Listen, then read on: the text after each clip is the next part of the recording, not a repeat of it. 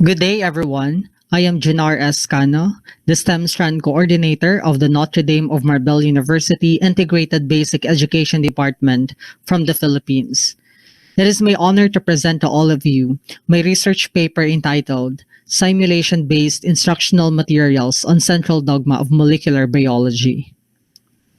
The COVID-19 pandemic posed constraints to teachers with the emergence of new technological and instructional challenges, especially in teaching science concepts that have highly abstract mechanisms such as central dogma of molecular biology. Although the concepts are fundamental to the field of genetic education, many researchers pointed out that they are notoriously difficult for the learners to understand and visualize. Arrieta et al. Posited that one of the striking factors that could improve learners' academic performance in science is the quality of teaching. They emphasized that science teaching has to be engaging to the learners, and the classroom environment and activities have to be learner-centered in order to raise learners' interest in science. While simulation-based instructional materials are found to improve the teaching-learning process in science education, little has been done to assess their effectiveness in teaching and learning the concepts. Hence, this prompted the researcher to conduct a study to assess the effectiveness of simulation-based instructional materials on the learning performance of grade 12 learners in Central Dogma of Molecular Biology. Specifically, this study sought to answer the following questions. First, what is the mean mastery level scores of the learners in Central Dogma of Molecular Biology before and after the conduct of the study in terms of DNA replication, transcription, and translation? Second, is there a significant difference in the pre-test and post-test scores of the learners in Central Dogma of Molecular Biology in terms of DNA replication, transcription, and translation? Third, what are the attitudes of the learners exposed to simulation-based instructional materials? And fourth, what plan of action can be implemented to utilize the simulation-based instructional materials? This study is anchored in the different learning theories and models of John Dewey's philosophy of pragmatism and David Kolb's experiential learning. These models are structured on concrete experiences through hands-on learning. Hence, this study tries to validate the effects of experiential learning through simulation-based instructional materials on the learning performance of the grade 12 learners in Central Dogma of Molecular Biology, as shown in Figure 1. To answer the objectives of the study, the researcher utilized a mixed method approach. The participants of this study were mainly selected based on purposive sampling technique. One section of grade 12 STEM learners were chosen as the participants of the study. An adapted 40 multiple choice item questionnaire with a Gottman split half reliability coefficient of 0.992 and 5 open-ended semi-structured interview guide questions were utilized to gather the quantitative and qualitative data respectively. All the data were collected from the participants through online. Simulation-based enhanced session plans were developed and validated by 4 expert validators before they were utilized in the study. A 5-point Likert evaluation tool adapted from the study of Guerrero was utilized. The validation results showed that the validators strongly agreed on the content, technical, and instructional qualities of the developed session plans on Central Dogma of Molecular Biology. For the data analysis, the mean and percentage were used to determine the mastery level scores of the participants before and after the conduct of the study, while the paired samples t-test was used to determine the significant difference in the pre-test and post-test scores of the learners. Meanwhile, the data gathered from the semi-structured interview were subjected into thematic content analysis. The standardized procedures suggested by Saldana were employed in the analysis of the quantitative data. For the results of the study, pretest was employed to determine the mastery level scores of the learners before the conduct of the study. Based on Table 1, the pretest result showed that the learners were proficient on the concept of DNA replication with a mean mastery level score of 63.54%.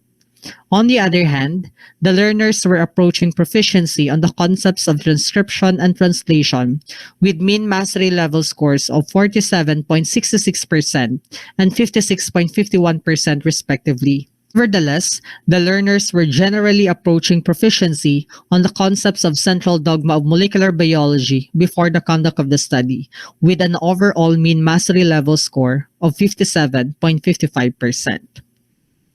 On the other hand, post-test was employed to determine the mastery level scores of the learners after the conduct of the study. Based on Table 2, the post-test results showed that the learners were advanced on the concepts of DNA replication and translation, with mean mastery level scores of 87.63% and 81.64% respectively. On the other hand, the learners were proficient on the concept of transcription with a mean mastery level score of 79.43%.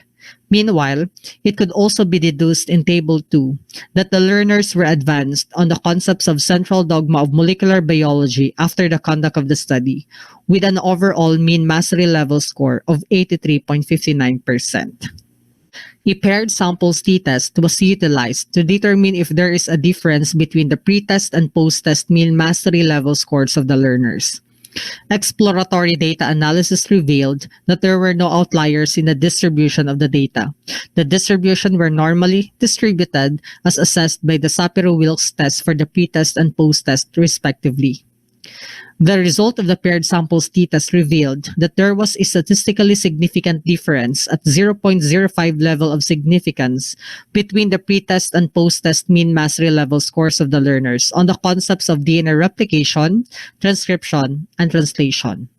Likewise, a statistically significant increase in the mean mastery level scores of 3.85, 2.54, and 4.02 on the concepts of DNA replication, transcription, and translation were observed, respectively.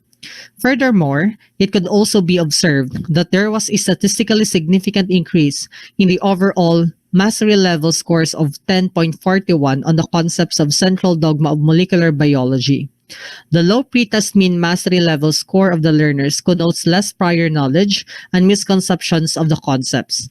This finding supported the argument of Change and Anderson and Picardal and Pano that there was a lack of basic knowledge on genetics and genetic technologies by the learners, and widespread misconceptions at various levels.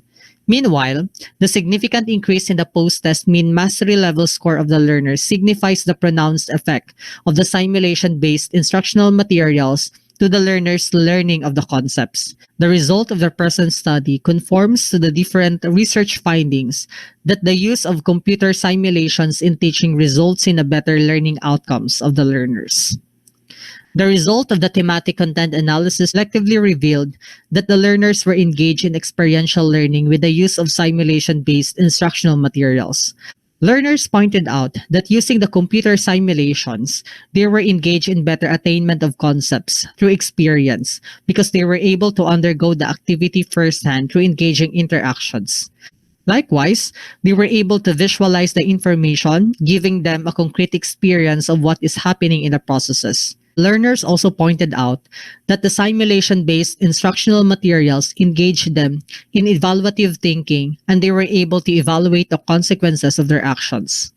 According to McClintock, experiential learning such as simulation is commonly used in teaching to engage learners in critical and evaluative thinking, and self-directed learning and allowing learners to immediately apply things that they have learned to real-world experiences.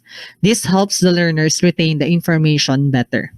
To utilize the simulation-based instructional materials on central dogma of molecular biology, an action plan based on the study was designed. The Plan, Do, Check, Act framework was utilized to develop the action plan. It involves 4 primary phases: the plan, do, check, and act. As shown in Figure 4, one should gain an understanding of the current curriculum during the planning phase. One way to do this is to examine the current curriculum on the central dogma of molecular biology. This may also include discussion on the content and method components of the curriculum with the field experts for the possible curricular updates and changes, especially those related to curricular methods such as transition from the traditional model to a problem-based learning model. In this phase, particular teaching models, curriculum evaluation methods, and where the simulation-based instructional materials can be integrated into the curriculum must be determined and clearly described. Accordingly, once there is already an overall understanding of the curriculum, schools available instructional materials such as the availability of the computer laboratories with internet connection, teachers' resources on central dogma of molecular biology, as well as the available learners' resources related to the topic must also be examined. Once content-relevant instructional materials and strategies are identified, the session plans can now be developed. The available computer simulations, appropriate teaching strategies, alignment to the curriculum, content, technical, and instructional qualities must be highly scrutinized to ensure that the contents and simulation-based instructional materials are properly organized and incorporated to achieve the intended learning outcomes. Once session plans are developed and validated, evaluation methods and tools must be described. Evaluation methods and tools should match the overall instructional objectives. In the second phase of the action plan, it is necessary that teachers are aware of the proper utilization of the simulation-based instructional materials. Thus, there may need to train the teachers on how to maximize the use of the instructional materials in the teaching learning process. On the other hand, all curricular interventions need to be regularly evaluated, revised, and improved. Since the instructional and curricular materials may change, flexibility and the development of alternative strategies based on the evaluation results are important. Based on the findings of the study, the following conclusions were drawn. The learners were proficient in the concept of DNA replication and approaching proficiency on the concepts of transcription and translation before the conduct of the study. On the other hand, the learners demonstrated advanced on the concepts of DNA replication and translation and proficient on the concept of transcription after the conduct of the study. Furthermore, there was a significant difference in the mean mastery level scores of the learners on the concepts of central dogma of molecular biology before and after the conduct of the study.